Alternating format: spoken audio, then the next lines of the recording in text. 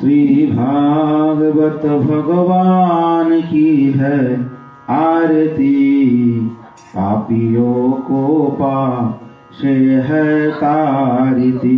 श्री भागवत भगवान की है आरती, पापियों को पाप से है तारती। ये अमर ग्रंथ ये मुक्ति पंथ ये पंचम वेद निराला, नव ज्योति जगाने वाला। ये अमर ग्रंथ ये मुक्ति पंथ ये पंचम वेद निराला, नव ज्योति जगाने वाला। हरि नाम यही हरि धाम यही, हरि नाम यही हरि धाम यही। जग की मंगल की आरती, पापियों को पाप से है तारती। श्री भागवत भगवान की है आरती, पापियों को पाप से है तारती। ये शांति गीत पावन पुनि, पापों को मिटाने वाला, हरि दर्श कराने वाला। ये शांति गीत पावन पुनि, पापों को मिटाने वाला, हरि दर्श कराने वाला। ये सुख करणी ये दुख हरणी, ये सुख करणी ये दुख हरणी। श्री मधुसूदन की आरती, पापियों को पाप से है तारती। श्री भागवत भगवान की है आरती, पापियों को पाप से है तारती। हे मधुर गुण जग पंख खुल, सदमार्ग बताने वाला, बिगड़ी को बनाने वाला। हे मधुर बोल जग पंख खुल, सदमार्ग बताने वाला, बिगड़ी को बनाने वाला। श्री राम यही घनश्याम यही, घनश्याम यही प्रभु की महिमा की आरती, पापियों को पाप से है तारती। श्री भागवत भगवान की है आरती, पापियों को पाप से है तारती, पापियों को पाप से है तारती, पापियों को पाप से है तारती। बोलिए भागवत भगवान की, श्री व्यासदेव जी महाराज की, श्री सुखदेव गोस्वामी पाद की जय, श्री परीक्षित जी महाराज की जय। जय जय श्री राधे।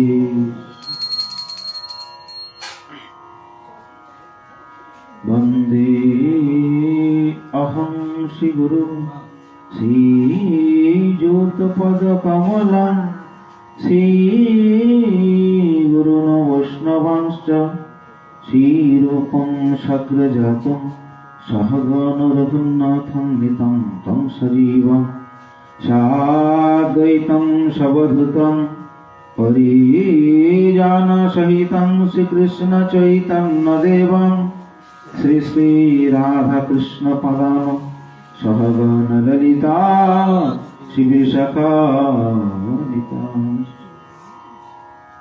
ओम अज्ञानतिमिरान्धस्य ज्ञानेन्द्रेण शलाकया चक्षुरुन्मीलितं येन तस्मै श्री गुरवे नमो नमः। ओम आनन्दलीलामय विग्रहाय हेमावधिवच्छविसुन्दराय तस्मै महाप्रेम रसप्रदय चैतन्यचन्द्राय नमो नमोऽस्ते। हे कृष्ण करुणा सिंधो दीनबन्धो जगतापते गोपेषु गोपिकान्त राधाकान्त नमोस्तुते।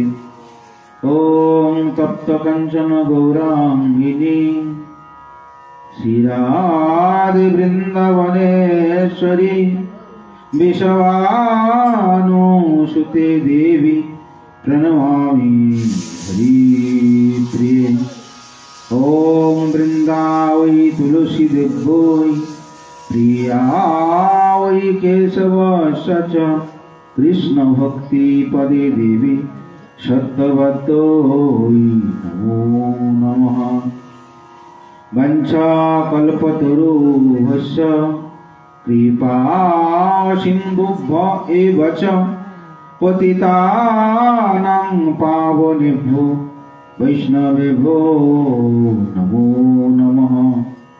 शिरोभि सनातन भट्ट रघुना श्रीजीव गोपाल भट्ट दास रघुना এই ছয় গোসাইর করি চরণ বন্দন যা হইতে বিঘ্ন না অভীষ্ট পুরন গ্রন্থের প্রারম্ভে করি মঙ্গলাচরণ গুরু বৈষ্ণব ভগবান তিনের শরণ এই তিনেরই শরণে হয় বিঘ্ন বিনাশন অনায়াসে হয় নিজ বাঞ্ছিত পূরণ।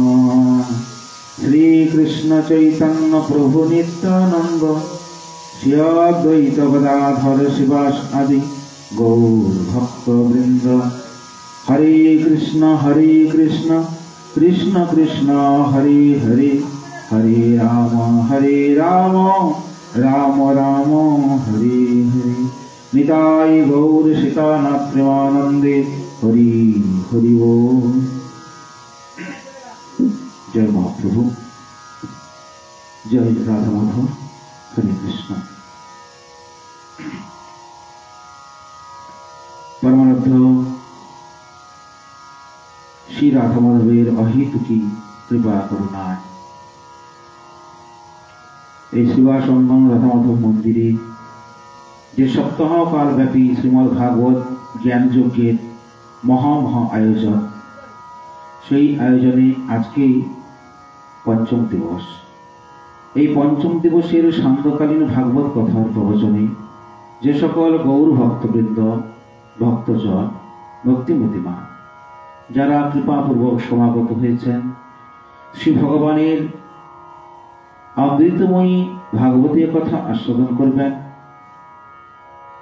স্মরণ মনন চিন্তন করবেন, কলিযুগে প্রাপ্ত দুর্লভ মনুষ্য জন্মকে সার্থক করবেন, এই অভিপ্রায় নিয়ে যারা সমাগত হয়েছেন, আপনাদের সবাইয়ের শ্রীচরণে ব্যাসপীঠ থেকে আমার মতো দিনাতে দিনে বৈষ্ণব পদরজ প্রার্থীর অসংখ্য কোটি দণ্ডবত প্রণাম। আসুন আমরা দেখতে দেখতেই পঞ্চম দিনে পদার্পণ করেছি। প্রাতঃকালীন পারায়ণ সম্পন্ন হয়েছে। সান্ধ্যকালীন প্রবচনের এই অনুষ্ঠান, এই মাঙ্গলিক কথা, পরম সুমাঙ্গলিক এই আয়োজন, এই আয়োজনে আমরা সবাই একত্রিত হতে পেরে নিজেদেরকে ধন্য মনে করছি। আসুন আমরা ভাগবতীয় কথা শ্রবণ করি। তবে এই কথা অসীম অনন্ত ব্রহ্মাদি দেবগণ এই কথা বলে শেষ করতে পারে না। আমি ক্ষুদ্রজীব কতটুকু আস্বাদন করাতে পারি। তাই ভাগবতীয় কথা আস্বাদনের প্রারম্ভে আমি আমার পরম দয়াল ভগবত অভিন্ন শ্রী গুরুদেবের নাতুল চরণে শতকোটি দণ্ডবোধ প্রণাম জানাই। হে গুরুদেব, আপনি প্রসন্ন হন, কৃপা করুন। আপনার কৃপার প্রভাবে যেন কিছু হরি কথা আমার মতো অজ্ঞজনের মুখে উচ্চারিত হয়। প্রণাম জানাই পিতামাতা নাতুল চরণে, যাদের একান্ত অনুপ্রেরণায় ভক্তিপথে সাধু বৈষ্ণবের চরণ দর্শনের সুযোগ পেয়েছি। সেই পিতামাতা নাতুল চরণে দণ্ডবোধ প্রণাম জানিয়ে আসুন আমরা শ্রবণ করি আমাদের পরকালের প্রার্থীয় পরমহংস শ্রীমদ্ ভগবতীয় কথা।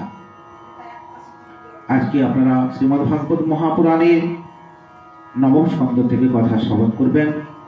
গতকাল আপনারা অষ্টম স্কন্ধের কথা শ্রবণ করেছেন। নবম স্কন্ধে আমরা কথা শ্রবণ করব। তো নবম স্কন্ধে প্রথমেই চন্দ্রবংশের বর্ণনা আছে। সেই চন্দ্রবংশে অনেকেই রাজা হয়েছিলেন, তার মধ্যে বিশেষ একজন প্রসিদ্ধ রাজা ছিলেন, যার নাম হলো অম্বরীশ। এই অম্বরীশ উপাখ্যান আপনারা শ্রবণ করুন। অম্বরীশ উপাখ্যান শ্রবণ করাচ্ছেন পরীক্ষিত মহারাজকে সুখদেব গোস্বামী পাদ। তো প্রথমেই অম্বরীশের চরিত্র আলোচনা করতে গিয়ে তার পিতার কথা একটু আলোচনা করলেন। কেন পিতার কথা আলোচনা করলেন? না, এই আলোচনার মধ্য দিয়ে সুখদেব গোস্বামী পাদ তিনি দেখিয়ে দিলেন অম্বরীশের মতো মহৎ ভক্ত কেমন বংশে আসেন। অম্বরীশের মতো মহৎ ভক্ত তো যে সে বংশে আসবেন না, তার বংশটা কেমন ছিল, তার পিতা কেমন ছিলেন, সেই পরিচয় দেওয়ার জন্য তার পিতার কথা কিছু উল্লেখ করলেন। পিতার যে সরলতা, সহজতা এবং অর্থের প্রতি মোহ, এগুলো কিছুই ছিল না। স্বাভাবিকভাবে যেটা প্রাপ্ত করতেন তাতেই তিনি সুন্দরভাবে জীবন পরিচালনা করতেন। শুধু তাই নয়, তিনি তার পিতাকে আদর্শ হিসেবে গ্রহণ করেছিলেন এবং তার পিতার কথা অনুযায়ী চলতেন, এবং সে কারণে তিনি অনেক ধন সম্পদের অধিকারীও হয়েছিলেন। এইভাবে অম্বরীশের পিতা নাভা তিনি সুন্দরভাবে তার জীবন কার্য, তার রাজকার্য পরিচালনা করেছিলেন এবং কৃষ্ণ ভক্তিটিকেও পাথেয় করেছিলেন। তাই সেরকম সৎ বংশে জন্মগ্রহণ করলেন অম্বরীশ মহারাজ। অতএব আমাদের এখান থেকে শিক্ষা নিতে হবে, আমাদের ঘরে ভালো সন্তান যদি আমরা নিয়ে আসি, ভালো ভগবত ভক্ত সন্তান, তাহলে আমাদের বংশ ভালো হতে হবে। আমরা যারা পিতামাতা, আমাদের সেই সরলতা সহজতা আনতে হবে, আমাদের কৃষ্ণ ভক্তিকে পাথেয় করতে হবে, তবেই আমাদের ঘরেও কৃষ্ণ ভক্ত সন্তান আসবে। তো সেই জন্য অম্বরীশ মহারাজ এই নাভাগীর বংশে, চন্দ্র বংশের পরম্পরাতে তিনি জন্মগ্রহণ করলেন। তো যথাসময়ে অম্বরীশ মহারাজ সিংহাসনে বসার উপযুক্ত হলেন। তো এখন সুখদেব গোস্বামী পাদ পরীক্ষিত মহারাজকে বলেছেন, ভগবচ্চ তুমিচ্ছামি রাজস্য ধীমত না প্রভোর্যত্ব নির্মুক্ত ব্রহ্মদণ্ড দুরত্যয়। বলছেন, পরীক্ষিত শোনো, ক্রুদ্ধ ব্রাহ্মণের দূরত্রিক্রমণীয় ব্রহ্মসাপ পর্যন্ত যার প্রতি প্রযুক্ত হয়ে নিজ শক্তি প্রকাশ করতে সমর্থ হয়নি, সেই ধীমান রাজর্ষি অম্বরীশের চরিত্র আমি তোমাকে শোনাচ্ছি, শোনো। আর পরীক্ষিত মহারাজ বলছেন, তাহলে প্রভু বলো, আমিও সেই অম্বরীশের কথা শুনতে চাই। কেন না, ব্রাহ্মণের ব্রহ্মসাপকেও তিনি ব্যর্থ করে দিয়েছিলেন। যে ব্রাহ্মণের ব্রহ্মসাপ ব্যর্থ হওয়ার নয়, কেউ তাকে ব্যর্থ করতে পারেনি, এমনকি পরীক্ষিত মহারাজও তাকে ব্যর্থ করতে পারেনি। গঙ্গার তীরে বসেছেন ব্রহ্মসাপগ্রস্ত হয়ে। তিনি চিন্তা করলেন, এমন কে রাজা, যে রাজা এমন এমন ভক্ত ছিল, যে কারণে সকলেই কথা একটু আস্তে বলবেন, যারা কাজের মধ্যেও আছেন খুব আস্তে আস্তে কথা বলুন, হ্যাঁ, ছোট করে কথা বলুন আস্তে আস্তে, যাতে করে অসুবিধা না হয়। যাই হোক, তা সেই অম্বরীশ রাজা তার চরিত্র শোনার জন্য আগ্রহ প্রকাশ করেছেন পরীক্ষিত মহারাজ, যে ব্রাহ্মণের ব্রহ্মসাপকেও ব্যর্থ করে দিল, এমন কি রাজা, এমন তার কি ভক্তি ছিল। তাই এখন সুখদেব গোস্বামী পাদ তিনি পরীক্ষিত মহারাজকে বলছেন, শোনো পরীক্ষিত, এই মহারাজ অম্বরীশ তিনি সপ্তদ্বীপের অধিপতি রাজা হয়েছিলেন। তার রাজ ঐশ্বর্য, রাজ অট্টালিকা পরিপূর্ণ ছিল, কিন্তু তার মধ্যে কোনো অহংকার ছিল না, তার কোনো অহংকার ছিল না। তিনি এই যে যা কিছু রাজ ঐশ্বর্য, রাজ সুখকে তিনি তুচ্ছ মাটির ঢেলার মতো মনে করতেন। তিনি মনে করতেন একটা মাটির ঢেলা যেমন পড়ে গেলে চূর্ণ বিচূর্ণ হয়ে যায়, তার অস্তিত্ব থাকে না, ঠিক একই রকম ভাবে এই যে যা কিছু রাজ ঐশ্বর্য সম্পদ, এগুলো সব একদম সবকিছু ত্যাগ করে আমাকে চলে যেতে হবে। সুতরাং এই যে রাজ ঐশ্বর্য, রাজ সুখ, এগুলোকে তুচ্ছ মাটির ঢেলার মতো মনে করতেন। কোনো অহংকার তার আসেনি। আমাদের জীবনে যদি একটু সম্পদ এসে যায়, আমাদের নানান অহংকার, নানান বিকার এসে যায়, কিন্তু তার মধ্যে অহংকারটা এলো না। কেন অহংকার এলো না? বাসুদেবে ভগবতী তদ ভক্তে সুচ সাধুষু প্রাপ্ত ভাবং পরম বিশ্বং জেনেদং লষ্ট স্বতঃস্মৃত। তিনি ভগবান বাসুদেবকে এবং তার ভক্তকে উত্তম ভক্তি করেছিলেন। এই উত্তম ভক্তি করার জন্য তার অহংকারটা চলে গেল। তাহলে দেখুন, অহংকার দূর করার রাস্তা কি? কোন পথে আমরা অহংকারকে দূর করতে পারবো? একমাত্র ভগবানকে যদি ভালোবাসতে পারি, তার ভক্তকে যদি ভালোবাসতে পারি, তবেই আমাদের অহংকার যাবে, নাহলে আমাদের অহংকারটা যাবে না। রাজা তার আর ঐশ্বর্য ছিল, এত কিছু থাকা সত্ত্বেও কোনো অহংকার ছিল না। কেন? তার উত্তরে ভাগবতের সুখদেব গোস্বামীপাদ বললেন, তিনি ভগবান বাসুদেবকে তার ভক্তকে উত্তম ভক্তি করেছিলেন, তাই তার অহংকারটা চলে গেল। তাহলে আমাদের এই অহংকার যতদিন থাকবে, আমরা কিন্তু কৃষ্ণ ভজন করতে পারবো না। আমাদের মধ্যে সরলতা আসবে না, সহজতা আসবে না। তখন আসবে অহংকারটা যদি চলে যায়। আর অহংকার যাওয়ার রাস্তা হলো কি? না ভগবানকে এবং ভগবান ভক্তকে ভক্তি করা। এবার সেই রাজা তার জীবনের তিনি কেমন ভাবে ভগবত ভজন করতেন দেখুন। সবই মন কৃষ্ণ পদার বৃন্দয় ব্রজাংশী বৈকুণ্ঠ গুণানুবর্ণনে।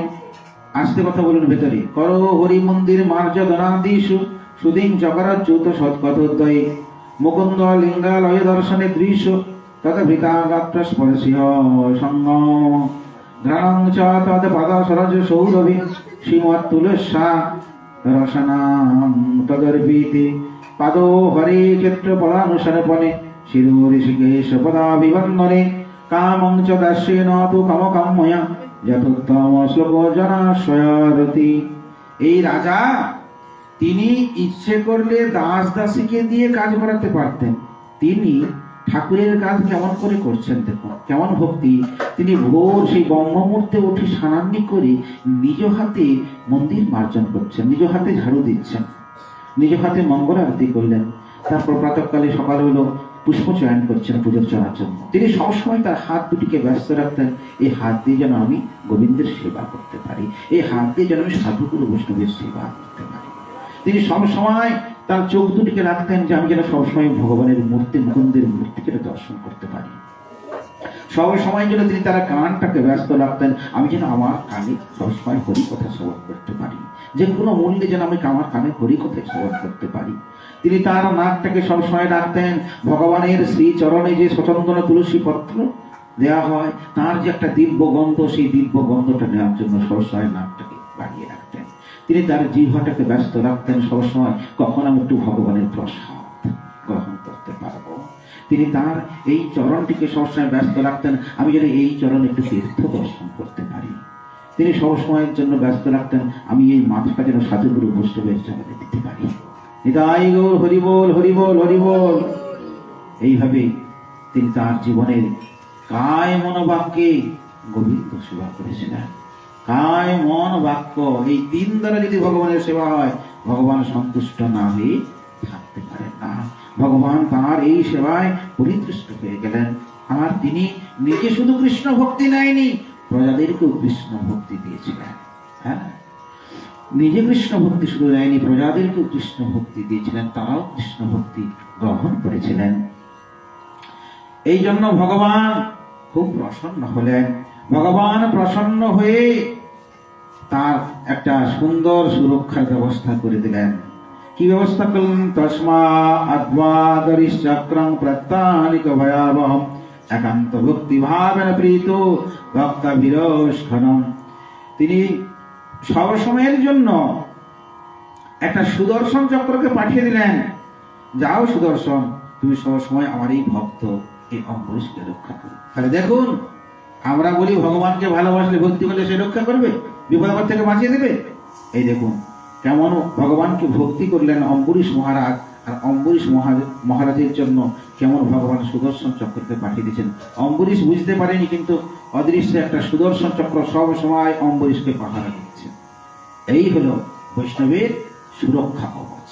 যারা ভক্তি পথে থাকে, বৈষ্ণবীয় ভক্তরা থাকে, তাদের একটা সুরক্ষা, প্রোটেকশন ভগবান দিয়ে দেন। এগুলো আমাদের জীবনের প্রত্যক্ষ অনুভব।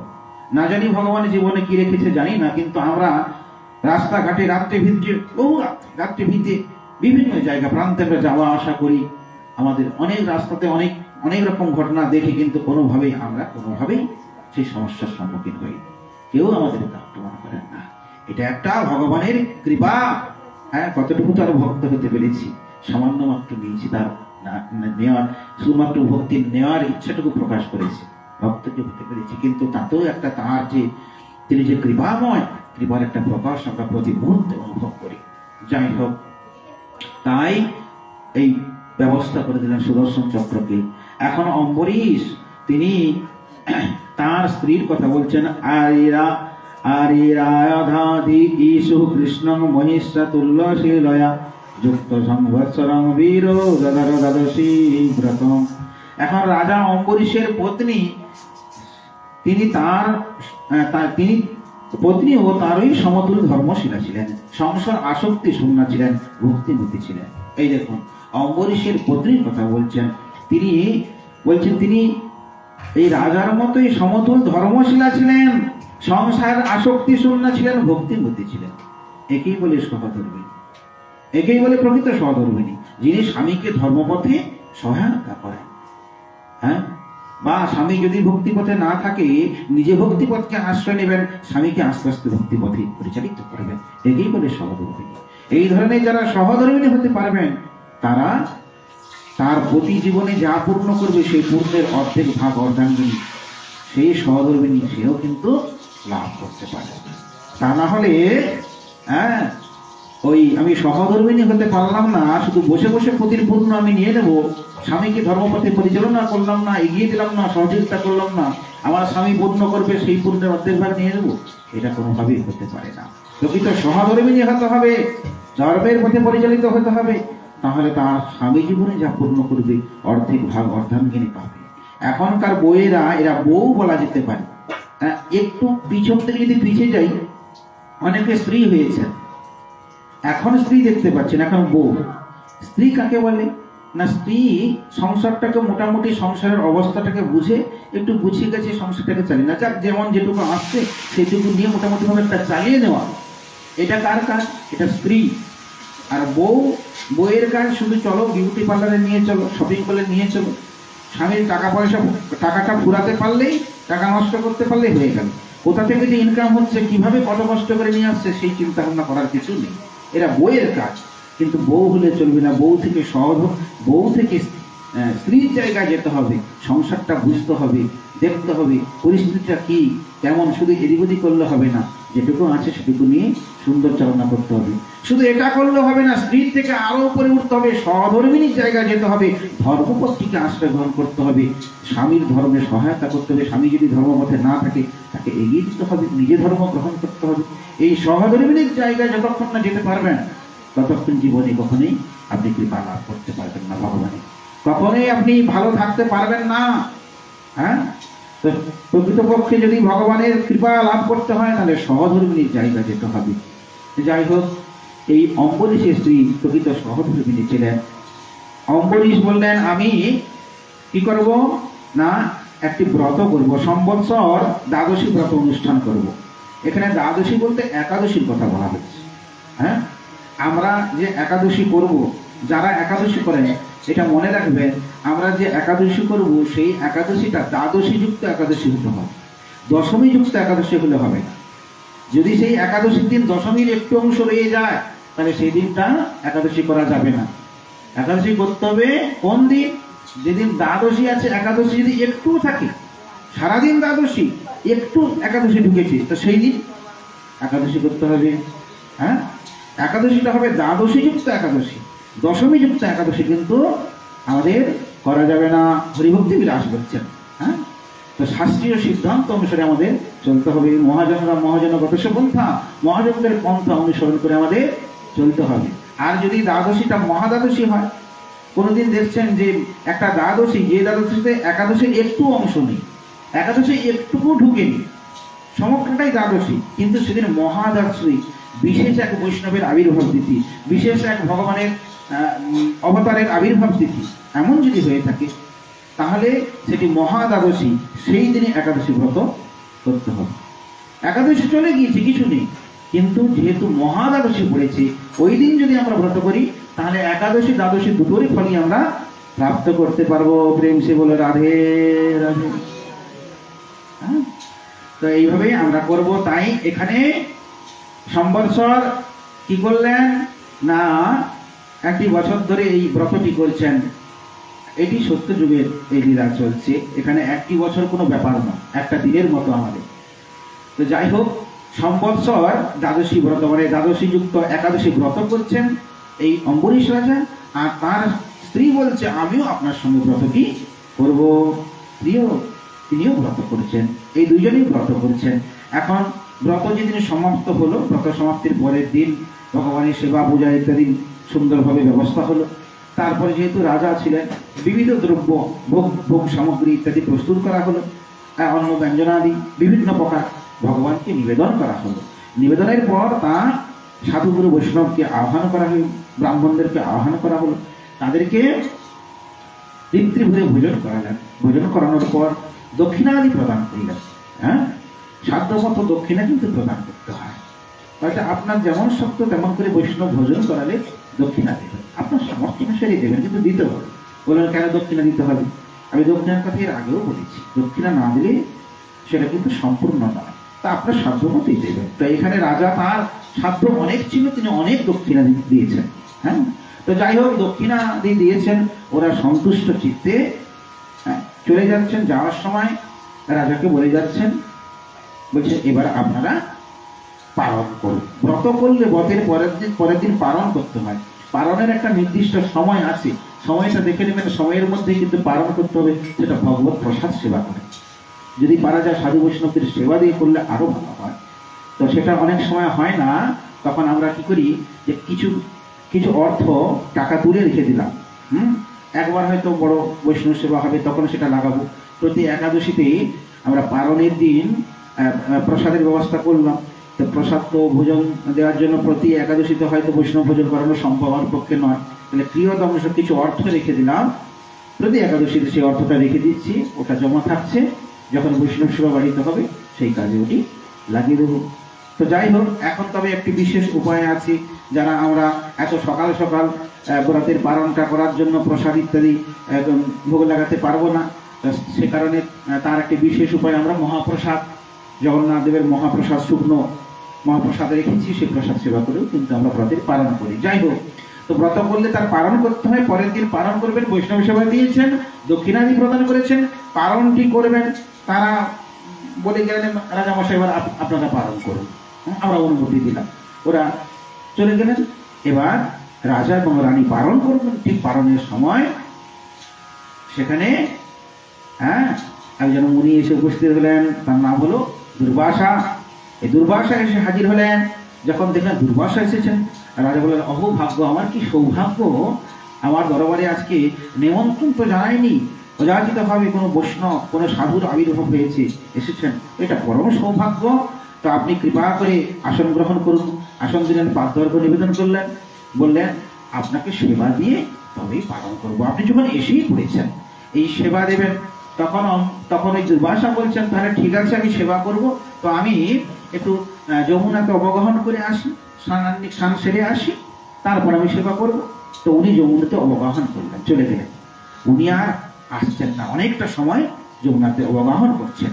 এদিকে পালনের আর সময় নেই, অর্ধমূর্তকাল সময় বাকি। এর মধ্যে পালন যদি না করেন তাহলে ব্রত যে করেছেন ব্রতের ফলটা পাবেন না। আবার সাধু বৈষ্ণবকে সেবা দিয়ে পালন করবেন বলেছেন, সেবা না দিয়ে যদি সেবা করে নেন, পালন করে নেন, তাহলে অপরাধ হয়ে যাবে সাধু বৈষ্ণবের চরণে। এই চিন্তাগ্রস্ত হয়ে গেলেন। তখন এই অম্বরীশ রাজা সেই সাধু বৈষ্ণব ব্রাহ্মণদের কাছে ছুটে গেলেন, যাদেরকে কিছুক্ষণ আগেই সেবা দিয়েছেন, তাদের কাছে ছুটে গিয়ে সমস্ত কথা বললেন। তারা একটা উপায় নির্ণয় করে দিলেন। তারা বললেন ঠিক আছে, তুমি একটা কাজ করবে, তুমি চরণামৃত তোমরা পান করে নাও, চরণামৃত পান করে পালনটা করে নাও। চরণামৃত জল, শীতল জল ভগবানের চরণে দিয়ে যে চরণামৃত হয়, সেই চরণামৃত পান করেও কিন্তু পালন করা যায়। ভাগবত একটি বিধান দিলেন যে পালন করতে গেলে যদি কিছু না থাকে, অন্তত চরণামৃত সেবন করেও পালন করা যায়। আর এই চরণামৃত সেবন করে তুমি পারণটা করে না, কারণ অর্ধমূর্তকাল বাকি, নাহলে ব্রতের ফল পাবে না। পারণটা করে না, কিন্তু সেবা তুমি করবে না। ওই যে অন্ন ব্যঞ্জন আদি যা কিছু ভোজন সামগ্রী সেবা করবে না, ওই উনি এলে উনাকে সেবা দিয়ে তারপর ভোজনটা করবে, কিন্তু পারণটা এই শুধুমাত্র চরণামৃত পান করে পালন করে না, এই বিধান দিলেন।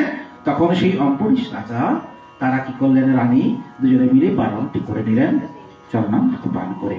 এখন দুর্বাসা ফিরে এলেন, ফিরে এসে তিনি জ্ঞাননেত্রী জানতে পারলেন যে পালনটা হয়ে গিয়েছে।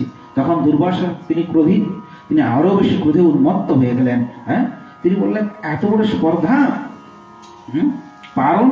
পালন করা হয়ে গেল, আমাকে সেবা দেওয়া হলো না, এর মধ্যে পালন হয়ে গিয়েছে।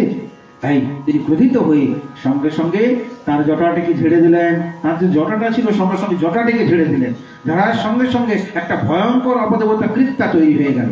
হ্যাঁ, ভয়ঙ্কর অপদেবতা কৃত্যা, অগ্নিময়, শরীরটা পুরো আগুনে জ্বলছে, খড়গ হাতে তিনি এগিয়ে এলেন। তখন সেই দুর্বাসা বলেন, যাও ওই অম্বরীশকে শেষ করে দাও। কেন? পালন করে নিয়েছে, এত বড় স্পর্ধা, আমার সেবা দেবে বলেছে, সেবা দেয়নি, পালন করেছে। এই জন্য এই কথা অনুযায়ী কৃত্যা, ভয়ঙ্কর অবদেবতা কৃত্যা তিনি কি করলেন না, তিনি এগিয়ে আসছেন। অম্বরীশ কিন্তু তামা পচন্তিং জলমিতলতিম সিংহস্তাং পদাভুবং বিপজন্তিং সমোদীক্ষণ চচার প্রদানীপ। এই অম্বরীশ তিনি তার যে মৃত্যুবাণটা সামনে আসছে, অবদেবতা ভয়ঙ্কর অবদেবতা কৃত্যা নৃত্য করতে করতে আসছে, তাকে শেষ করে দেবে, তার মানে তার মৃত্যু খুব সামনে, এটা দেখেও অম্বরীশ রাজা কোনো ঘাবড়ে গেলেন না, নিশ্চল ভাবে দাঁড়িয়ে থাকলেন, ভগবানকে ডাকতে থাকলেন। এই দেখো, তিনি নিশ্চল ভাবে দাঁড়িয়ে, তার কোনো ভয় ভীতি কিছুই এলো না। হ্যাঁ, আমাদের সামনে যদি আমাদের মৃত্যুটা সামনে চলে আসে দেখতে পাই, তাহলে কিরকম ভয় আসতে পারে, কিন্তু অম্বরীশ রাজা সেই ভয়টা নেই। কেন? তিনি চিন্তা করলেন এই দেহটা কার? যেদিন থেকে কৃষ্ণ মন্ত্রে দীক্ষা নিয়েছি গুরুদেবের কাছে, সেদিন থেকে এই দেহটা ভগবান শ্রীকৃষ্ণের চরণে সমর্পণ করেছি, সেই দিন থেকে এই দেহটা তার হয়ে গিয়েছে, আমার নয়, গেলে তার যাবে, আমার কি? এই দেখুন কেমন ভাবটি দেখুন। শ্রী চৈতন্য চরিতামৃতে একটি সুন্দর শ্লোক আছে, দীক্ষাকালে শিষ্য করে আত্মসমর্পণ, সেই কালে কৃষ্ণ তারে করে আত্মসমর্পণ।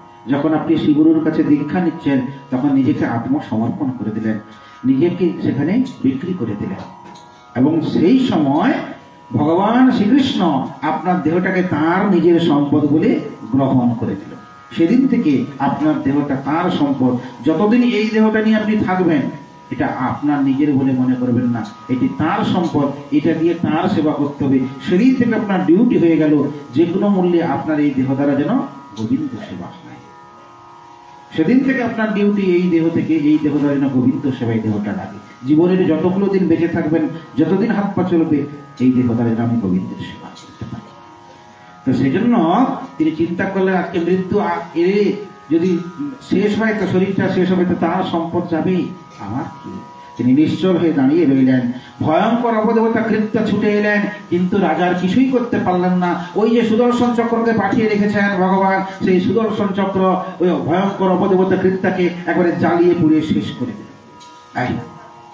শুধু তাই নয়, আজকে সেই সুদর্শন চক্র এবার অম্বরীশের দিকেই তেড়ে এলো। বৈষ্ণব চরণে অপরাধ করেছিস, হ্যাঁ, সামান্য মাত্র পালন করেছে, এমন কিছু অপরাধ করেনি, শুধুমাত্র চরণামৃত পান করে পালন করেছে, তাতে এত বড় তাকে হত্যা করার চিন্তা আমাদের মধ্যে এসেছে। এই জন্য বরং এই অম্বরীশের চরণে, ভক্তের চরণে দুর্বাসার অপরাধ হয়ে গেল। সেই কারণে সুদর্শন চক্র এখন দুর্বাসার দিকে ছুটে আসছে ওর গলাটা ছেদন করে দেওয়ার জন্য। তখন কি করবেন?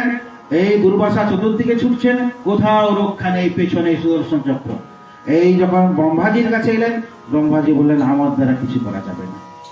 হ্যাঁ, মহাদেবের কাছে এলেন, মহাদেব বললেন এটা আমিও এই কেসটা হাতে নিতে পারবো না, এটা আমার দ্বারা সম্ভব নয়।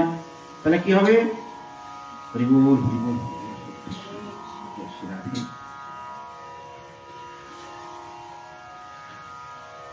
গৌর প্রেমানন্দে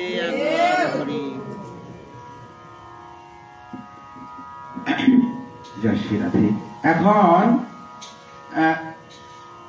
মহাদেব বলছেন এটাও আমিও কিছু করতে পারবো না।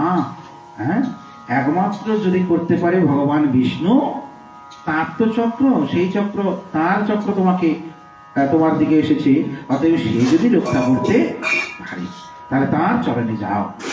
এই নির্দেশ দিলেন। তখন ওই দুর্বাসা ভগবান শ্রী বিষ্ণুর চরণে এলেন, চরণে এসে পতিত হলেন, এসে বলছেন যে প্রভু, হ্যাঁ, আপনার নাম মাত্র উচ্চারণ করলে নারকী জীব পর্যন্ত মুক্ত হয়ে যায়। যে নরকে যাওয়ার কথা, আপনার নাম উচ্চারণ করলে সঙ্গে সঙ্গে সে মুক্ত হয়ে নরক যন্ত্রণা ভোগ করতে তাকে হয় না, আপনার ধামে চলে যায়। কিন্তু আজকে আমি আপনার নাম কেন, আপনার স্বয়ং চরণটা করেছি, নিশ্চয়ই আপনি আমাকে রক্ষা করবেন, নিশ্চয়ই আপনি আমাকে রক্ষা করবেন, কৃপা করে প্রভু আমাকে রক্ষা করুন। এই সুদর্শন চক্র, আপনারই চক্র আমার দিকে তেড়ে আসছে। তখন ভগবান শ্রী বিষ্ণু তিনি বলছেন, আমি কিছু করতে পারবো না, এটা আমার হাতে নেই। আপনি কি বলছেন? আপনার সুদর্শন চক্র, আপনি কিছু করতে পারবেন না? আমি কিছু করতে পারবো না, কারণ আমার উপরেও একজন আছে, আমি স্বাধীন নই, আমিও কিন্তু তার কাছে পরাধীন। কে সে? অহং ভক্ত পরাধীন হয় স্বতন্ত্র ইবদ্ধিজ সাধুর হৃদস্ত হৃদয় ভক্তির ভক্ত জনপ্রিয়া।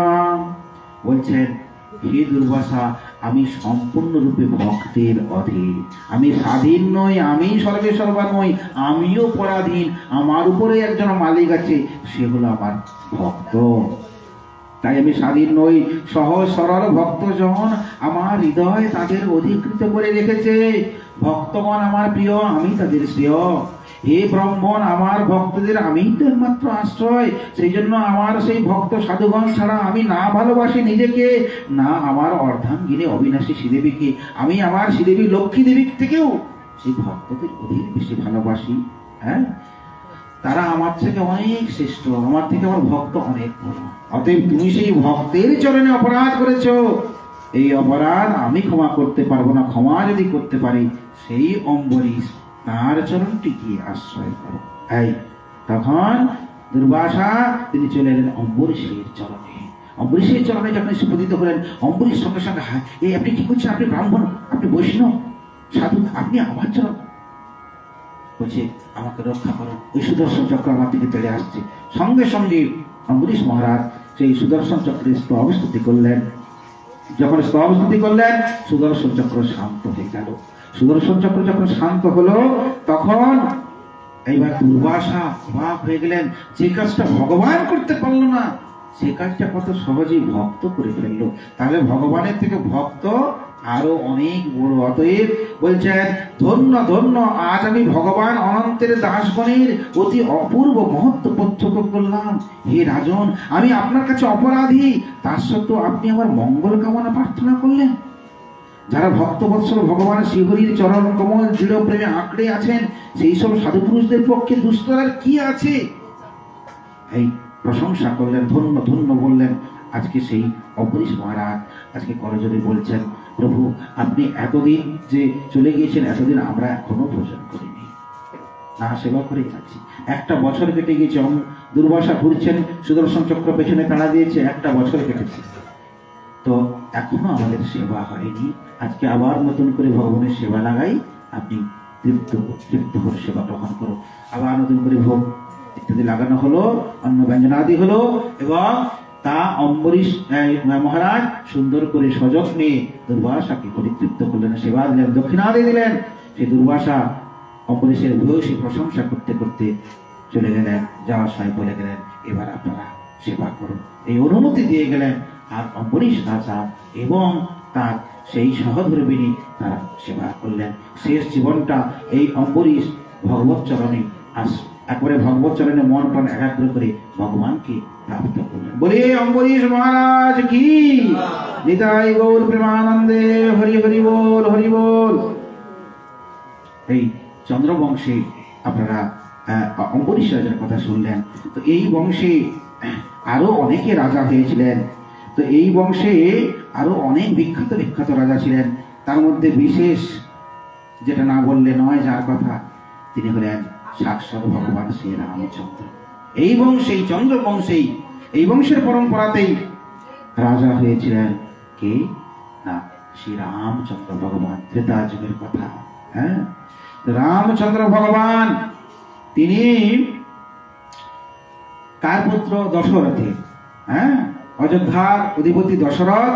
এই দশরথের চারটি পুত্র ছিল, তাই না? সেই চারটি পুত্রের নাম কি? রাম, হ্যাঁ, ভরত, শত্রুঘ্ন আর লক্ষ্মণ। এই চারজন পুত্র ছিল। তো ভগবান রামচন্দ্র তিনি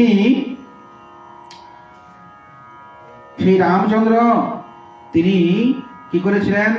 বিবাহ করেছিলেন। কাকে? না, মিথিলার জনক রাজর্ষি, জনক রাজা মিথিলার, তার কন্যা সীতা দেবীকে বিবাহ করেছিলেন হরধনু ভঙ্গ করে। এই বিবাহ করার পর তারপর যখন রামচন্দ্র তিনি তার উপযুক্ত হয়েছেন সিংহাসনে বসবেন, তখন হ্যাঁ বিমাতা কইকেই দুটো বর চাইলেন। আগে থেকে যে কতটা দেওয়া ছিল, এখন সেই বরটি চাইলেন দশরথের কাছে। কি বর? এক বর হলো যে আমার পুত্র ভরত যেন সিংহাসনে বসে, রামচন্দ্র বসতে পারবেন না। তাকে দ্বিতীয় হলো কি? তাকে যেতে হবে বনবাসে। এই দুটো শর্ত।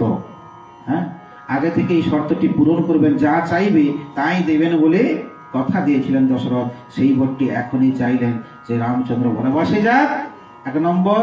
দু নম্বর হলো আমার পুত্র ভরত সিংহাসনে বসুক। ভরতকে সিংহাসনে বসানো হলো।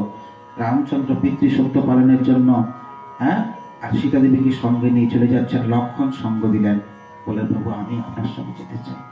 লক্ষ্মণ চলে গেলেন সঙ্গে। বনবাসের জীবন 14 বছর বনবাস জীবন পালন করলেন। ওই বনবাসের ভেতরে একবার লঙ্কেশ্বর রাবণের ভগিনী শূর্পণখা তিনি রামচন্দ্রকে চেয়েছিলেন। তখন লক্ষ্মণ তাকে নাক কান কেটে বিরূপ করে দিলেন। শূর্পণখা, তাই সেই জন্য তার নাম হয়ে গেল। এই বিরূপ করার কারণে রাবণ ক্রোধান্বিত হলেন। তাই রাবণ কি করলেন? সীতাকে চুরি করে নিয়ে চলে গেলেন। আর এদিকে তখন রামচন্দ্র কি করলেন? না, ওই হনুমান সেনা ইত্যাদি এদের সাহায্যে সমুদ্র বন্ধন হয়ে গেল, সেতু বন্ধন হলো, এবং সীতা দেবীকে উদ্ধার করে নিয়ে এলেন। তারপর রামচন্দ্র সীতা দেবীকে সঙ্গে নিয়ে, লক্ষ্মণকে সঙ্গে নিয়ে 14 বছর পর ফিরে এলেন। ফিরে যখন এলেন তখন বশিষ্ঠ দেব তাকে রাজ সিংহাসনে অভিষিক্ত করলেন।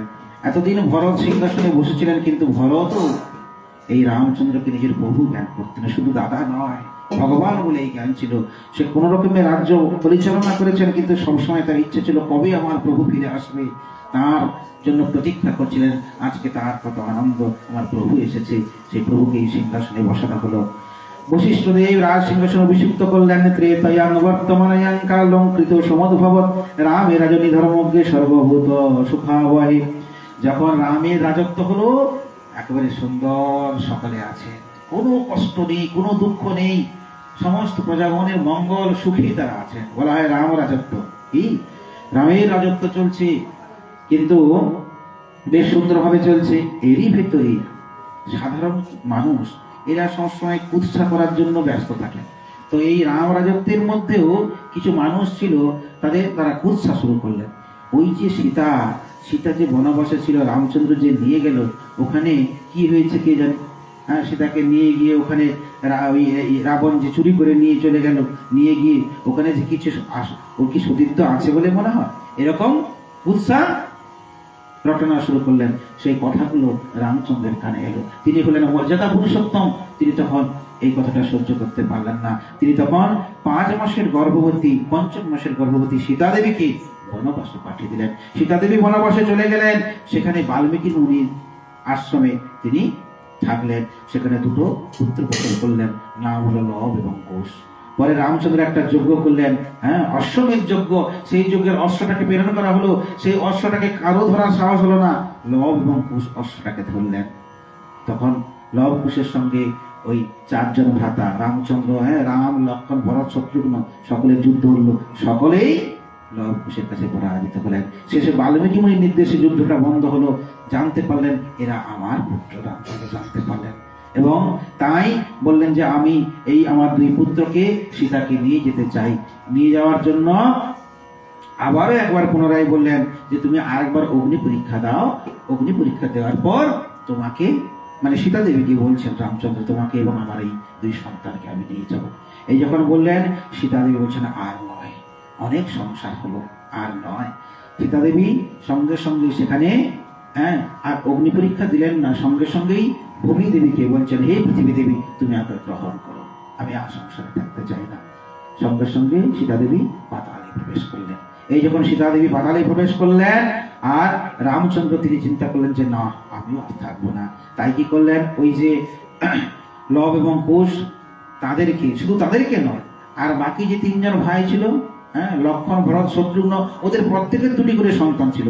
প্রত্যেক সন্তানকে রামচন্দ্র মর্যাদা পুরুষোত্তম তিনি তার রাজ্যের যা কিছু ছিল সকলকে সমান সমান করে ভাগ করে দিয়ে সরযূর জলে নিমজ্জিত হয়ে নিজের গোলকধামে চলে গেলেন।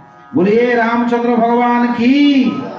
এই জন্য ভাগবত শুনতে হবে। ভাগবতের মধ্যে মহাভারতের কথা, ভাগবতের মধ্যে রামায়ণের কথা, সমস্ত গ্রন্থের সার, সমস্ত সপ্তদশ পুরাণ আদি তার সার হলো ভাগবত। এই জন্য ভাগবত আমাদের শ্রবণ করতে হয়, এত ভাগবতের মহিমা। তা আমাদের পরম সৌভাগ্য সেই ভাগবত শোনার আমরা সুযোগ পেয়েছি, সপ্তাহকাল ধরে সেই ভাগবত শোনার এই অবকাশ পেয়েছি। এটা হয়তো আগামী দিনে আমাদের ভাগ্যে আসবে না। তাই আপনারা মন প্রাণ একাগ্র করে এই ভাগবতের কথা শ্রবণ করুন। এখন এই চন্দ্রবংশের কথা হলো, চন্দ্রবংশে আরো অনেকে রাজা হয়েছেন, সে বিস্তৃত কথায় আসছে না। এবার সূর্য বংশের বর্ণনা শুরু করেছেন সুখদেব গোস্বামীপাদ। পরীক্ষিত মহারাজকে বলছেন, পরীক্ষিত জানো এই সূর্য বংশে একজন রাজা হয়েছিলেন। সূর্য বংশের পরম্পরাতে তার নাম ছিল যজাতি। তিনি ব্রাহ্মণের ঘরের মেয়েকে বিয়ে করেছিলেন, শুক্রাচার্যের কন্যা দেবযানীকে বিয়ে করেছিলেন। তখন পরীক্ষিত মহারাজ বলছেন, তাহলে গুরুদেব কৃপা করে আপনি বলুন, যেটুকু আমি জানি এই যে যজাতি ইনি ক্ষত্রিয় ছিলেন, তা ক্ষত্রিয় হওয়া সত্ত্বেও কি করে ব্রাহ্মণ বংশের কন্যাকে বিবাহ করলেন? অসবর্ণ বিবাহ কি করে হলো? এটা তো সম্ভব নয়। তখন সুখদেব গোস্বামীপাদ তিনি বলছেন, তাহলে শোনো সেই কথা।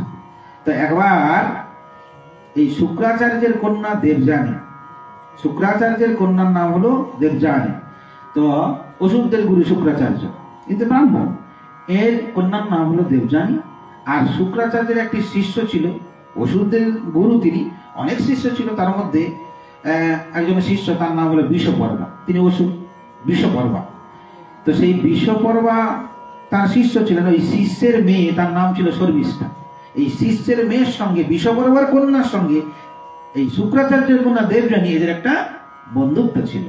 তো সেই জন্য একদিন এই দুই বান্ধবী আরো কিছু বান্ধবীকে একত্রিত করে সখীদেরকে নিয়ে ওরা একটু স্নানে গেল, সরোবরে গেল, একটা সুন্দর সরোবরে।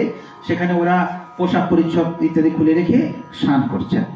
তো স্নান করতে করতে প্রথমেই শর্মিষ্ঠা, মানে শিষ্যের মেয়েটা, বিষপর্বার মেয়ে শর্মিষ্ঠা প্রথমেই উঠে এলো, স্নান সেরে প্রথমেই উঠে এলো। উঠে এসে ভুলবশত গুরুকন্যা দেবযানীর পোশাকটি পরে নিলেন।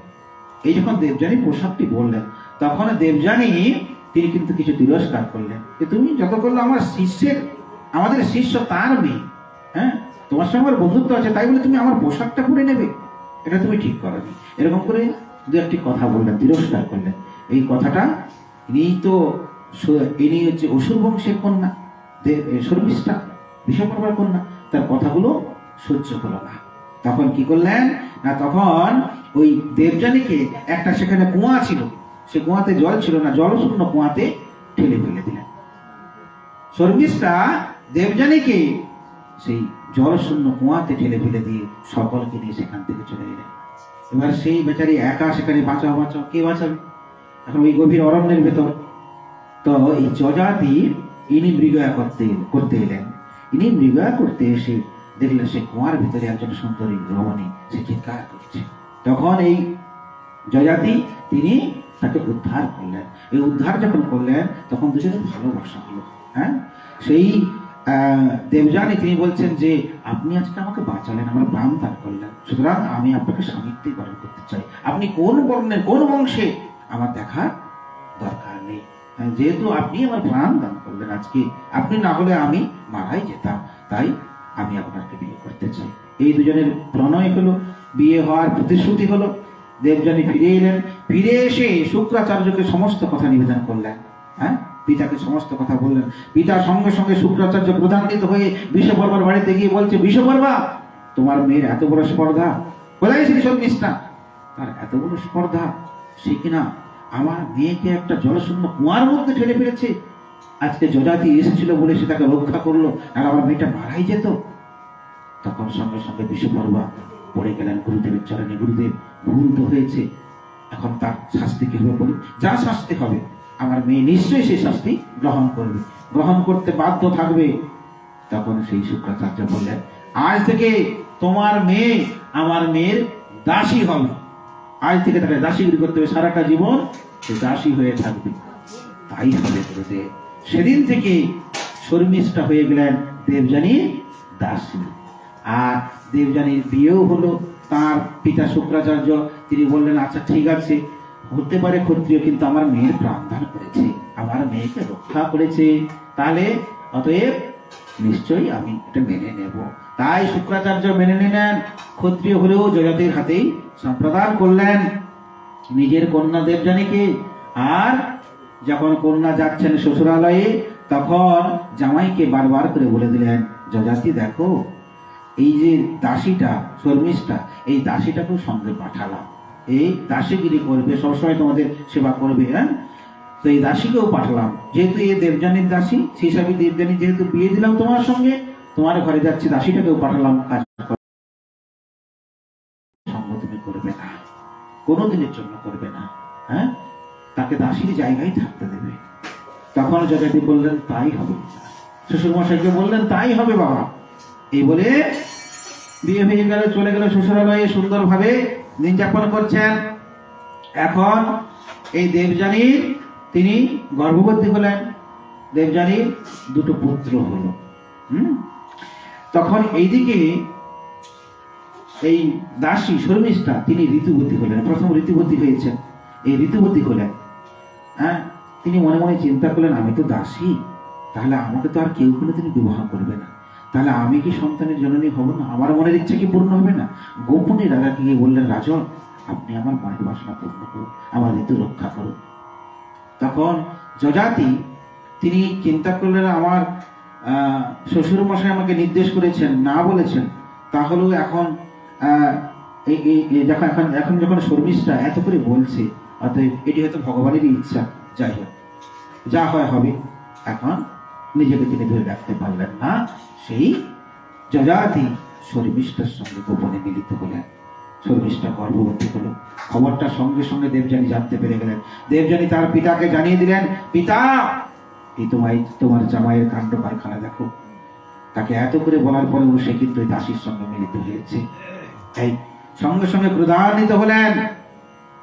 হ্যাঁ, সঙ্গে সঙ্গে শুক্রাচার্য ক্রোধান্বিত হয়ে চলে এলেন, এসে জামাইকে অভিশাপ দিলেন, তোমাকে এত করে নিষেধ করেছিলাম, তুমি তাই করলে, আজকে অভিশাপ দিলাম, তোমার এই যৌবনটা থাকবে না, আজ থেকে তুমি বৃদ্ধ হয়ে যাবে, জরাগ্রস্ত হয়ে যাবে। দেখতে যৌবন, কিন্তু ভেতর থেকে তুমি একেবারে জরাগ্রস্ত হয়ে যাবে। হ্যাঁ, একবারে যৌবন, ঠিক যৌবনের একবারে সঠিক মুহূর্ত, সেই সময় অভিশাপটা এসে গেল। এখনো ভোগ করার অনেক সময়, হ্যাঁ, ঠিক ভোগের মুখেই এমন অভিশাপ এসে গেল যে তিনি জরাগ্রস্ত। হ্যাঁ, বাইরে তার যৌবনটা দেখা যাবে, কিন্তু ভেতর থেকে সে একেবারেই জরাগ্রস্ত। বৃদ্ধ হয়ে গেলে যেমন অবস্থা হয়, সেরকমই তার অবস্থা। সঙ্গে সঙ্গে শ্বশুর মশাই চরণে পড়ে গেলেন। হ্যাঁ, যজাতি তিনি বললেন, আমার তো ভুল হয়েছে, অপরাধ তো করেই ফেলেছি, ক্ষমা কি কিছু করা যায়নি? এখন শুক্রাচার্য মনে মনে চিন্তা করলেন, আজ থেকে যদি জামাই জরাগ্রস্ত হয়ে যায়, তাহলে আমার মেয়ের পক্ষেও সেটা খারাপ। তাই তিনি আশীর্বাদ করলেন, যজাতি শোনো, তোমার এই জরাটা যদি কেউ গ্রহণ করে নিয়ে তার যৌবনটা তোমাকে বিনিময়ে দেয়, তাহলে কিন্তু তার যৌবন নিয়ে তুমি যৌবন সুখ ভোগ করতে পারবে। এই বললেন। তখন সেই যজাতি তিনি প্রথমেই তার পুত্রদের কাছে এলেন। তার যে মোট 5টি পুত্র, দেবযানী এবং তার ঔরসে যে পুত্র হয়েছে তার নাম হলো যদু এবং তুর্বসু। আর শর্মিষ্ঠার সঙ্গে মিলিত হওয়ার কারণে 3টি পুত্র জন্মালো, তাদের নাম হলো দ্রুহ, অনু এবং পুরু। এই মিলে মোট 5টি সন্তান। এখন বড় ছেলের কাছে এলেন, প্রথমে যদুর কাছে। যদু বললেন, না, আমি আপনার জরাটা গ্রহণ করতে পারবো না। সকলে ফিরিয়ে দিলেন। শেষে পুরু, শর্মিষ্ঠার যে 3 পুত্র তার মধ্যে সর্বকনিষ্ঠ পুরু, তিনি বললেন, পিতা আমি তোমার জরাটা গ্রহণ করতে রাজি আছি। তো পুরু তার জরা গ্রহণ করলেন তার পিতার কাছ থেকে, আর পিতাকে যৌবন দিলেন। সেই যৌবন নিয়ে তার পিতা যজাতি 1,000 বর্ষ, 1000 বছর ধরে যৌবন সুখ ভোগ করলেন।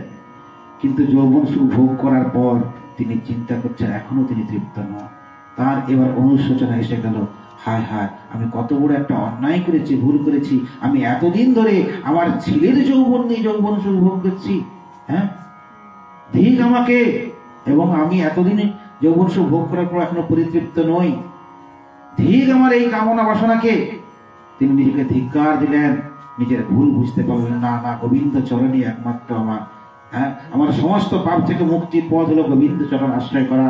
তাই তিনি কি করলেন, তাড়াতাড়ি গিয়ে পুরুকে আবার সেই যৌবনটি ফিরিয়ে দিলেন। পুরুর কাছ থেকে আবার সেই নিজের জরাটিকে গ্রহণ করে নিলেন। গ্রহণ করে নিয়ে তিনি গোবিন্দ চরণে শেষ জীবন সমর্পিত করলেন। এই হলো চন্দ্রবংশের, সূর্য বংশের রাজা যজাতির কথা। ওই বংশে আরেকজন রাজা হয়েছিলেন, তার নাম হলো রন্তিদেব। অনেক রাজা হয়েছেন, বিশেষ বিশেষ রাজন যাদের চরিত্রের মধ্যে থেকে কিছু আমাদের শেখার বিষয় আছে, শিক্ষণীয়। ওই বংশে আরেকজন রাজা হয়েছিলেন রন্তিদেব। তিনি রাজা হয়েছিলেন বটে, কিন্তু তিনি ভিখারি ছিলেন। রাজা হয়েছিলেন বটে, কিন্তু তিনি ভিখারি ছিলেন। এনার যা কিছু সম্পদ ছিল সব গরিব দুঃখী সবাইকে বিলিয়ে দিয়েছিলেন, সমস্ত কিছু সম্পদ, এমনকি নিজেদের খাওয়ার যা কিছু অন্ন ইত্যাদি সব দিয়ে দিতেন। এইভাবে এক সময় দেখা গেল ঘরে কিচ্ছু নেই, 48 দিন উপবাসী রইলেন, কিচ্ছু সেবা করলেন না। ঘরে পরিবার নিয়ে 48 দিন উপবাসী রইলেন। 49 দিনের দিন কেউ এক কৃপা করে কোনো একজন ভক্ত এসে কিছু পায়স দিয়ে গেলেন সেবা করার জন্য ওই পরিবারকে। তখন সেই রন্তিদেব সেবা করবেন, সেবা করার জন্য তার পরিবারের সকলকে ভাগ করে দিয়েছেন, যেটুকু এসেছে সেই পরমান্ন সকলকে দিয়েছেন। নিজের ভাগটা যেটা রেখেছেন সেই ভাগ সেবা করবেন। ঠিক সে মতো অবস্থায় একজন ব্রাহ্মণ চলে এলেন। একজন ব্রাহ্মণ এলেন, তিনি বললেন, আমি খুব ক্ষুধার্ত রাজন, আপনি তো সমস্ত কিছু দান করেন, আমি আপনার কাছে এসেছি, একটু অন্ন পাওয়া যাবে? তখন তাকে নিজের ভাগ থেকে তাকে সেবা করালেন। বাকি ভাগটা সেবা করতে যাবেন, তখন একজন ক্ষুধার্ত শূদ্র, সে খুব ক্ষুধার্ত এলেন, রাজন আমি একটু সেবা করতে চাই, পাবো না আপনার কাছে? কেন হবে না, এই তো আছি।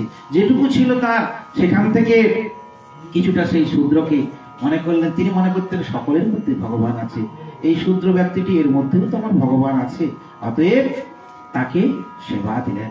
বাকি যেটুকু ছিল সেইটুকু সেবা করবেন। হঠাৎ করে একদল কুকুর নিয়ে চলে এলেন। সেই কুকুরগুলো ক্ষুধার্ত, সেও ক্ষুধার্ত। রাজনকে সে বলছে, রাজন আমি এই কুকুরের দলবল নিয়ে ঘুরে বেড়াচ্ছিলাম, কোথাও কিছু পেলাম না, আমি খুব ক্ষুধার্ত, কুকুরগুলো ক্ষুধার্ত, আপনার কাছে এলাম, যেটুকু ছিল সব তাদেরকে দিয়ে দিলেন। এখন শুধুমাত্র জল অবশিষ্ট আছে, সেই জলটা পান করতে যাবেন। এক চন্ডাল এসে বললো, রাজন আমি তো জল তৃষ্ণায় একবারে আমার শেষ হয়ে যাচ্ছে, আমি এক্ষুনি মারা যাবো, একটু আপনি জল সেবা দেবেন? নিজের যেটুকু জল ছিল সেটুকু সেবা দিয়ে দিলেন, সেটুকু দিয়ে দিলেন ওই চন্ডালকে। ক্ষুধার্ত সমগাত্র পরিসমস্য দৈনক্লম শোক বিষাদ মহা সর্বে নির্বিদ্যা কৃপণস্য যন্ত জিজির বিষয়োর জীব জলাপন্নামনে। বলছেন, হে ভগবান, আমি তোমার কাছে, তিনি ভগবানের উদ্দেশ্যে বলছেন সেই রন্তিদেব, হে ভগবান আমি তোমার কাছে অনিমাদি অষ্টসিদ্ধি কিংবা মোক্ষ কোনো কিছু কামনা করি না। আমি যেন সমস্ত প্রাণীর হৃদয়গত হইয়া তাহাদিগের বেদনা অনুভব করিয়া সকলের বেদনা দূর করতে পারি। এই অপরের কষ্টে নিজে কষ্ট পাওয়া, দুঃখ পাওয়া, অপরের কষ্ট হলে যে কেউ কষ্ট পাচ্ছে তাকে যদি একটু উপকার করতে পারি, যদি তার সাহায্য করতে পারি, তবেই এই জীবনের সার্থকতা। গতদিন বলেছিলাম না দধিচি মুনি, তিনি বললেন যে যদি তোমাদের কল্যাণ হয় সকলের জন্য, আমি আমার দেহটা ত্যাগ করতে রাজি আছি, দেহটা ত্যাগ করলেন। গতকাল বলেছিলাম মহাদেবের কথা, যখন সমুদ্র মন্থনে বিষটা উঠেছিল, তোমাদের যদি মঙ্গল হয় আমি বিষটা পান করতে। বারে বারে দৃষ্টান্ত দিয়েছেন পুরাণের মধ্যে, যে এই দেহ দ্বারা যেন অপরের সেবায় লাগতে পারি, অপরের উপকার করতে পারি, কল্যাণ করতে পারি, হ্যাঁ, তবেই তো মনুষ্য জীবনের সার্থকতা। এবং কোন জ্ঞানে উপকারটা করবেন? এই জ্ঞানে উপকার করবেন মানুষকে যে তার মধ্যেও ভগবান আছে, তার মধ্যে প্রত্যেকটা জীবের মধ্যে ভগবান আছে, এই জ্ঞানে আপনি তাকে উপকার করবেন, তার পাশে এসে দাঁড়াবেন। এইটা হলো মানুষের কর্তব্য। রাজন সেই কর্তব্যের দৃষ্টান্ত আমাদেরকে দেখিয়ে দিলেন, নিজে কেমন হবে জীবনের, তার নিজের জীবন দিয়ে তিনি দেখাচ্ছেন দৃষ্টান্ত, যে অপরের সেবায় নিজেকে নিয়োজিত করা। প্রত্যেকটা জীবের মধ্যে ভগবান বিরাজিত, এই ভাবনা কয়জনে? আমাদের মধ্যে এই ভাবনা নেই। এই ভাবনা আমাদেরকে আনতে হবে। হ্যাঁ, তো যাই হোক, এখন এইভাবে তিনি সমস্ত কিছু দান করতেন সকলকে। নিজে ক্ষুধার্ত, নিজে ক্ষুধার্ত হয়ে থাকতেন, কিন্তু যা কিছু প্রাপ্ত হতেন সমস্ত কিছু দিয়ে দিতেন। ব্রহ্মাদি দেববৃন্দ বিষ্ণু মায়া দ্বারা ব্রাহ্মণাদি শরীর ধারণ করিয়া মহারাজ রন্তুদেবকে পরীক্ষা করেছিলেন। এই যে এলেন একজন চণ্ডাল ব্রাহ্মণ, একজন শূদ্র এলেন, একদল কুকুর নিয়ে চলে এলেন, এরা আর কেউ নয়, এরা ব্রহ্মাদি দেবগণ, ব্রহ্মা বিষ্ণু মহেশ্বর ইত্যাদি সমস্ত দেবতারা, এরাই পরীক্ষা করার জন্য রন্তুদেবের কাছে এই সমস্ত শূদ্রের বেশ, চণ্ডালের বেশ, ব্রাহ্মণের বেশ নিয়ে এসেছিলেন। এরা দেখেন সত্যি রাজা, বিপদে তিনি ভেঙে পড়লেন না। জীবনের শেষ সময় পর্যন্ত তিনি সকলকে এইভাবে সাহায্য করলেন, পাশে এসে দাঁড়ালেন। তাই তারা খুব পরিতুষ্ট হলেন, রাজাকে নিজেদের প্রকৃত স্বরূপটা দর্শন করালেন। আমরাই তোমাকে পরীক্ষা করেছিলাম। সেই ব্রহ্মাদি দেবগণ তাদের স্বরূপ দর্শন করালেন, এবং রন্তুদেবের কোনো প্রকার আসক্তি ছিল না। রন্তুদেবকে বললেন, আপনি কি বর চান বলুন, আপনার সেবায় পরিতুষ্ট, আপনি যেভাবে মানুষের পাশে দাঁড়িয়েছেন, যেভাবে জীবের সেবা করেছেন, আপনি কি চান বলুন। রন্তুদেবের কোনো কামনা বাসনা ছিল না, রন্তুদেব কোনো বর চাইলেন না, কিচ্ছু আমার প্রয়োজন নেই জীবনে। কত বড় দৃষ্টান্ত আমাদের জন্য রেখে গেলেন, কোনো কিছু কামনা করলেন না। এই হলো রন্তিদেবের চরিত্র। বলিয়ে রন্তিদেব কি, নিতাই গৌর প্রেমানন্দে, হরি হরি বল। এই রন্তিদেব, এই হলো চন্দ্রবংশ, এই হলো সূর্য বংশের রাজা রন্তিদেবের কথা। এই সূর্য বংশেই ভগবান শ্রীকৃষ্ণ আবির্ভূত হয়েছিলেন। এবার ভগবান শ্রীকৃষ্ণের আবির্ভাবের কথা দশম স্কন্ধ। এক সময় পৃথিবীর উপর অত্যাচার হচ্ছে, পৃথিবীর উপর অত্যাচার এমন ভাবে হচ্ছে, সেখানে যাগযজ্ঞাদি বন্ধ হয়ে যাচ্ছে, ভগবানের নাম গুণগান, ভগবানের ভজন ভক্তি অর্চনা সব বন্ধ হয়ে যাচ্ছে। শূদ্র বেশধারী, রাজ বেশধারী শূদ্ররা, অসুরেরা পৃথিবীর উপর অত্যাচার করছে। পৃথিবী আর থাকতে পারলেন না। একটা গাভীর উদাহরণ করে ব্রহ্মাজির কাছে এলেন, দুঃখের কথাগুলো বললেন। ব্রহ্মা বলছেন, চলো আমরা যাই, সমস্ত দেবতা সকলে মিলে আমরা ক্ষীরসাগরের তীরে গিয়ে ভগবানকে এই সমস্ত কথাগুলো নিবেদন করি। এরা সকলে গিয়ে ভগবানের কাছে তাদের নিবেদন ব্যক্ত করলেন, পৃথিবীর কষ্টের কথা বললেন। তখন পৃথিবীর কষ্টের কথা যখন বললেন, তখন ভগবান সেখানে আবির্ভূত হলেন। ভগবান দর্শন দিয়ে বলছেন, চিন্তার কোনো কারণ নেই, আমি শীঘ্রই যদুবংশে অবতীর্ণ হব। যদুবংশে অবতীর্ণ হয়ে আমি এই পৃথিবীর ভার হরণ করব, পৃথিবীর দুঃখ কষ্ট লাঘব করব, এবং ধর্মের পূর্ণ প্রতিষ্ঠা করব, আর সাধু সন্তদের রক্ষা করব। শ্রীমদ্ ভগবদ গীতায় ভগবান বললেন, সেখানে কি বলেছেন? সেখানে বলেছেন, পরিত্রাণায় সাধুনাং বিনাশায় চ দুষ্কৃতাম ধর্ম সংস্থাপনার্থায় সম্ভবামি যুগে যুগে। আমি তিনটা কারণে জগতে আসে কি, পরিত্রাণায় সাধুনাং, সাধুদের পরিত্রাণ, যেটা সাধুদের উপর যখন অত্যাচার হয় তাদেরকে পরিত্রাণ করার জন্য। পরিত্রাণায় সাধুনাং বিনাশায় চ দুষ্কৃতাম, যে দুষ্কৃতেরা এত অত্যাচার করছে, সাধু বৈষ্ণবদের উপর অত্যাচার করছে, পৃথিবীর উপর অত্যাচার করছে, সেই দুষ্কৃতীদের দমনের জন্য। বিনাশায় চ দুষ্কৃতাম ধর্ম সংস্থাপনার্থায়, ধর্মটা যে একেবারে শেষ হতে বসেছে, সেই ধর্মকে পুনঃ প্রতিষ্ঠা করার জন্য আমি যুগে যুগে অবতীর্ণ হই। সম্ভব আমি যুগে যুগে। তাই আজকে ভগবান বলছেন, দুঃখের কিছু কারণ নেই, শীঘ্রই আমি যদুবংশে আসছি, এই কথা দিলেন। এখন এই দশম স্কন্ধে শুরু হচ্ছে ভগবানের কথা দিয়ে, ভগবান শ্রীকৃষ্ণের কথা। এখানে দশম স্কন্ধের শুরুতে পরীক্ষিত রাজা তিনি কিছু জিজ্ঞাসা করছেন সুখদেব গোস্বামী পাদকে, কিছু প্রশ্ন রাখছেন।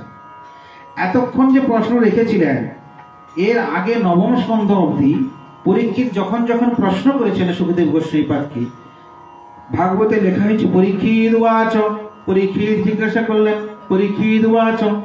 শ্রীমদ্ ভাগবতে, সংস্কৃতে তো শ্রীমদ্ ভাগবতে রচিত, মহর্ষি কৃষ্ণ দ্বৈপায়ন বেদব্যাস এটি রচনা করেছেন।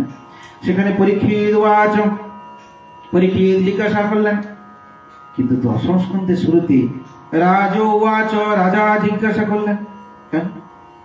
এতক্ষণ তো পরীক্ষিত উবাচ, পরীক্ষিত উবাচ, পরীক্ষিত জিজ্ঞাসা করছেন, পরীক্ষিত রাজা পরীক্ষিত জিজ্ঞাসা করছেন। এখন দশম স্কন্ধের শুরুতে এসে কেন রাজ উবাচ, রাজা জিজ্ঞাসা করছেন? এখনো পরীক্ষিত রাজা আছেন নাকি? না, এখন তো পরীক্ষিত রাজা নেই।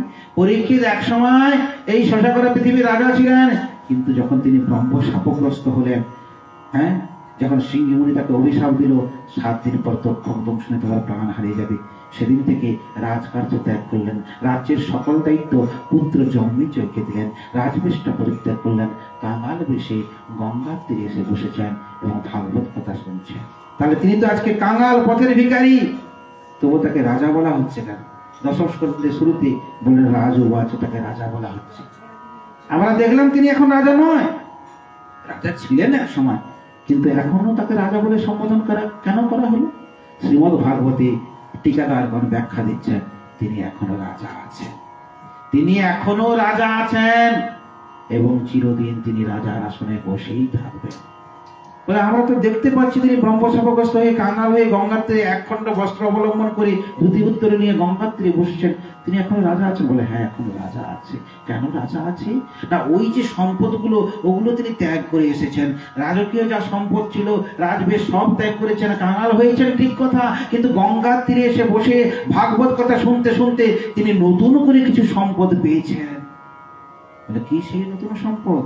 তাহলে কৃষ্ণ প্রেমধন সম্পদ, কৃষ্ণ ভক্তি সম্পদ, রাধাকৃষ্ণ প্রেমধন সম্পদকে তিনি প্রাপ্ত করলেন।